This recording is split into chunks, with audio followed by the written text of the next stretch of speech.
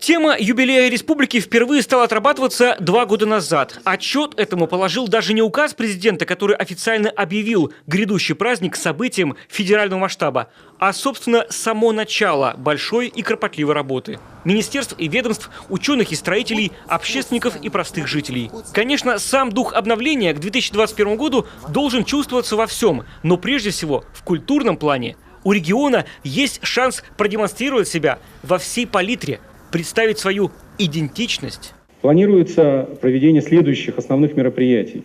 Это ремонт фасадов и кровли, архитектурная подсветка зданий и благоустройство прилегающих территорий.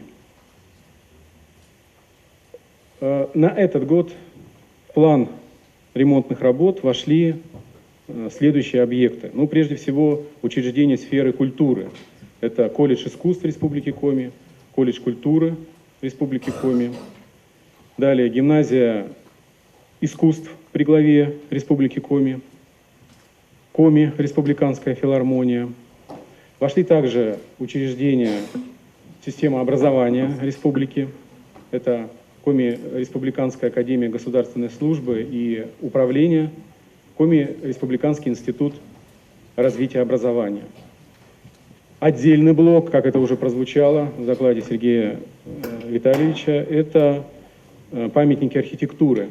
В этом году за счет республиканского бюджета планируется проведение ремонтных работ на объектах культурного наследия Дом печати и бывшая уездная земская больница в городе Сыктывкаре. Оно, конечно, и хорошо, но главу республики разительно не устраивает, что пока есть четкое понимание только по преображению центра столицы. А как же весь Сыктывкар?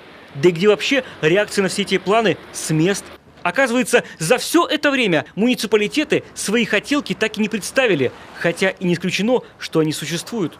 Коллеги, я вам даю 1 месяц, и вы каждый лично будете ко мне приходить и защищать соответствующую программу ремонта косметического, капитального, какого угодно, объектов, которые находятся в муниципалитете, особенно в центрах муниципальных образований. Лариса Владимировна, возьмите на контроль, Александр Владимирович, проследите. Значит, через месяц, с начала апреля, по графику, каждый муниципалитет, Михаил Юрьевич, ко мне с соответствующим докладом. Еженедельно по 2 муниципальных образования. С планами, графиками, с архитектурными концепциями, с набором зданий, значит, с учетом внешнего вида, подсветки, благоустройства и все остальное. То, конечно, очень хорошо.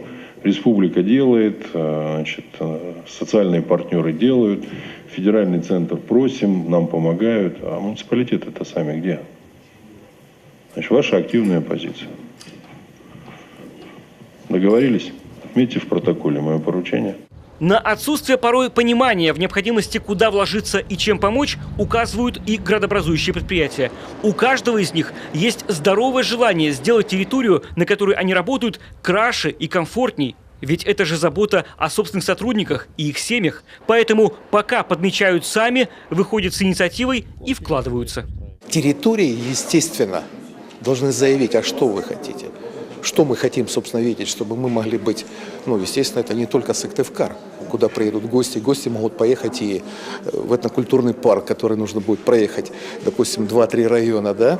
Могут поехать в другой регион, там, в ту же Уссыльму, или тот же Усенск, или там в Воркуту и так далее.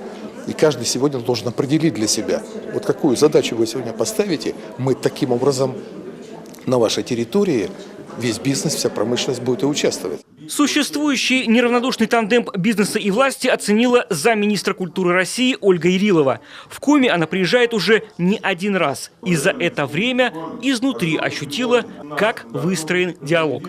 Поэтому предложила сделать его примером для всей страны. Прежде всего в сфере объектов культуры. У нас есть еще ряд поручений на уровне федеральном, и я бы хотела попросить, и, может быть, тоже в протоколе это отразить. Одно из этих поручений касается формирования портфеля инвестиций в рамках национального проекта. Но я говорю о национальном проекте, но это абсолютно связано и с юбилеем республики. Давайте мы сегодня регионы запросили представить нам такую информацию, но регионы по большей части своей пишут, что нет таких проектов.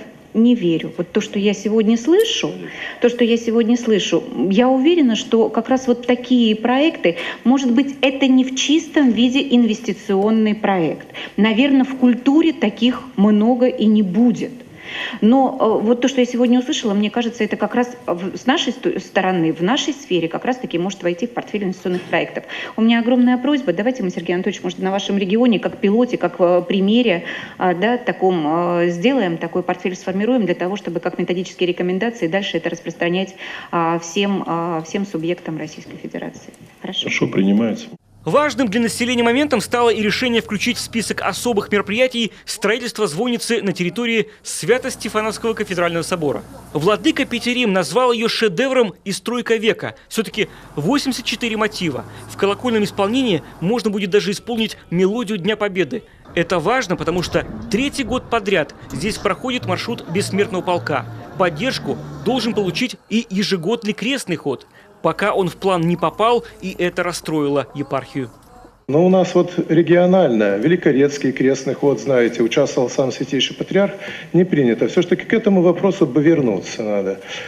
На взаимоприемлемых условиях тех правил ГИБДД и тех уступок, которые епархия готова оказать. Ну, хотя бы там, скажем, от площади к площади, но общереспубликанский крестный ход хотелось бы, конечно, видеть в День столетия. А тем более, что мы проводим на День города ежегодно, без проблем.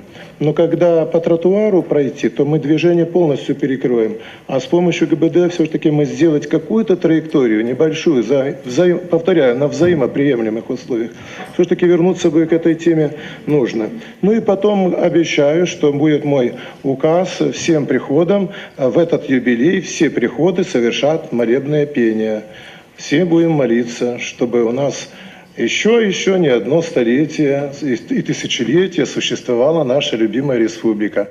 Глава пообещал поддержку верующим и тем, кто хочет просто присоединиться к этому событию. А еще отдельное пожелание высказал по подсветке административных зданий. Сейчас световое решение на примере наших городов не является распространенным. При этом в условиях нашего севера, возможно, именно это может сыграть на настроении грядущего столетия.